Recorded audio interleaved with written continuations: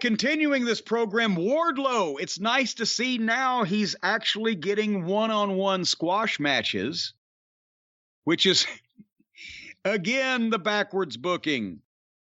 Start off in the main events. A year later, you get the squash matches. But he killed Tony Nese in 1 minute, and that was perfect. Remember, Tony Nese was going to be a premier athlete that was a great free agent.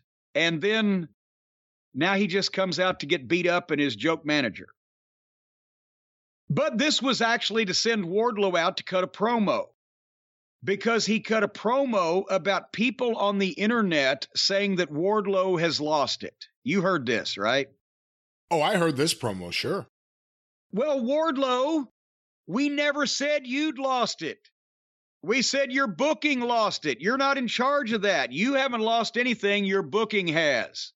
The way you have been booked after the MJF debacle where you were freed from his enslavement, and they had no fucking idea what to do with you from there. So you got in a joke feud with a joke lawyer and joke fake security. And then you've been forced to team up with unrelated people in cold matches that have nothing to do with you. That's the way you've been booked. You're performing as well as you possibly can. You have nothing to be ashamed of. In another time, in another company with other people in charge, you would have been a big fucking star by now. And you would be in main events. I can think of one other company where you would be in main events. It's called the WWE. Because when somebody like you comes along and starts getting over, they accentuate that, or at least they used to. And I bet now that Vince is gone, they will again. But you're there and you didn't go to school with the Cucamonga kids, and you don't have anybody pulling for you or going to bat for you. So you're at the mercy of the ideas they come up with you for. Yeah, and also this promo, this was the most fired up we ever heard him. He really was fired up about this whole thing. Because he's offended, because he can hear the people when he comes out. They were up here 2 months ago, and now they're about here. He's been booked like shit. He gets over huge by the end of it.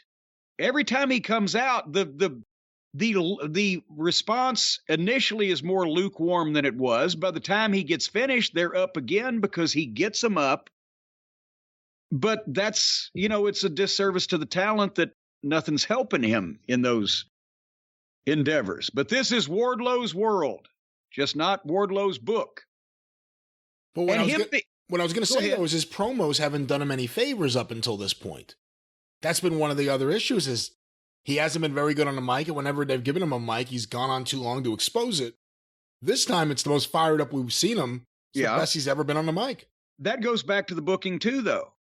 I would have never let that motherfucker open his mouth before he fucking smashed 1 million people. Let him wonder what's he going to fucking say. The promo, when he was on that string where he was just powerbombing everybody to death, whatever he could say and whatever voice he's got, whatever anybody come up with for him wouldn't be as good as that.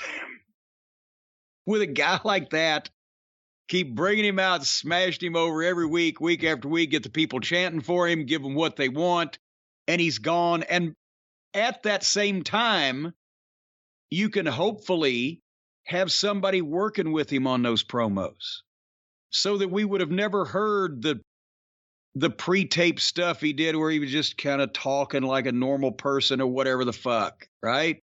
So that when you first heard him, he would sound something like he did in this interview, because the first time you really heard him talk would be the first time that somebody actually did something he didn't fucking like.